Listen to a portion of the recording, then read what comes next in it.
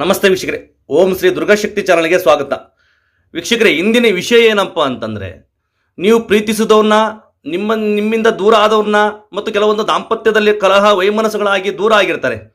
ಅಂದರೆ ಕೆಲವೊಂದು ಸಣ್ಣ ಪುಟ್ಟ ಮನಸ್ತಾಪಗಳಾಗಿ ಕೆಲವೊಂದು ಮಾನಸಿಕ ವಿಚಾರಗಳು ತಗೊಂಡು ದೂರ ಆಗಿರ್ತಾರೆ. ಅವರು ಒಂದಾಗಬೇಕು.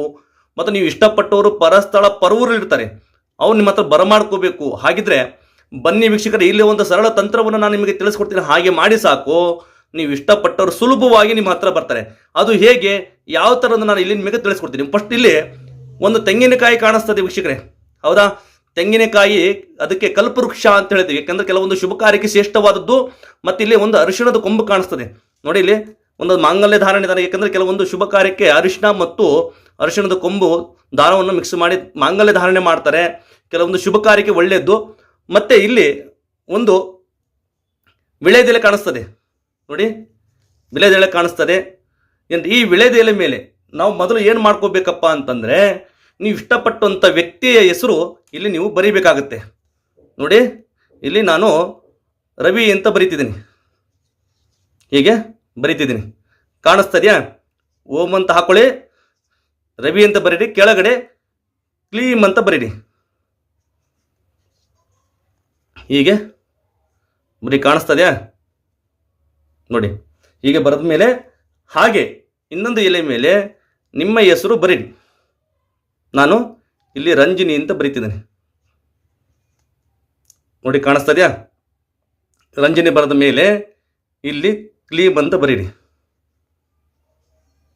ಹೀಗೆ ಕ್ಲೀಮ್ ಅಂತ ಬರೀರಿ.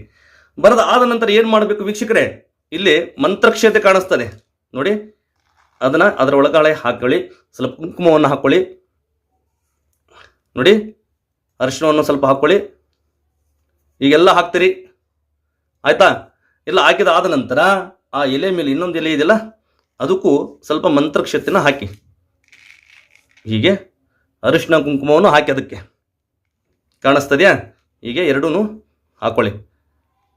ಹಾಕಿದ ಆದ ನಂತರ ವೀಕ್ಷಕರು ಏನು ಮಾಡಬೇಕು, ಆ ಎರಡೂ ಹೀಗೆ ಒಂದು ಮಾಡಿ, ಆ ಎರಡೂ ಎಲೆನ ಹೀಗೆ ಮಾಡಿ ನೋಡಿ, ಕಾಣಿಸ್ತಾ ಇದೆಯಾ?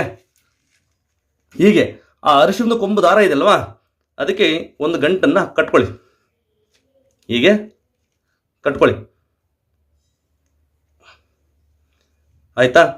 ಕಟ್ಟಿದ ಆದ ನಂತರ ಏನು ಮಾಡ್ತೀರಿ ವೀಕ್ಷಕರೇ, ಇದನ್ನು ಒಂದು ಗಂಟನ್ನು ಕಟ್ಟಿಕೊಂಡು ನಿಮ್ಮ ಕೈಗೆ ಕಟ್ಕೋಬೇಕಾಗತ್ತೆ ವೀಕ್ಷಕರೇ, ಹೌದಾ? ಹೀಗೆ ಕಟ್ತೀರಿ ನೋಡಿ, ಕಟ್ತೀರಿ. ಕಟ್ಟಿದ ಆದ ನಂತರ ಇದನ್ನು ಏನು ಮಾಡಬೇಕು, ನಿಮ್ಮ ಕೈಗೆ ಕಟ್ಕೋಬೇಕಾಗತ್ತೆ, ಹೀಗೆ ಕಟ್ಕೋಬೇಕಾಗತ್ತೆ, ಹೌದಾ? ಕಂಕಣಧಾರೆ, ಕಂಕಣ ಅಂತಂದ್ರೆ ಏನು ಹೇಳಿ, ಯಾವುದೇ ಒಂದು ಶುಭ ಕಾರ್ಯ ಆದರೂ ವಿಘ್ನಗಳು ಆಗಬಾರ್ದು ಮತ್ತು ಅನುಗುಣದ ಕಾರ್ಯಗಳು ಸಕ್ಸಸ್ ಆಗಬೇಕು ಅಂತ ಕಟ್ಕೊತಾರೆ.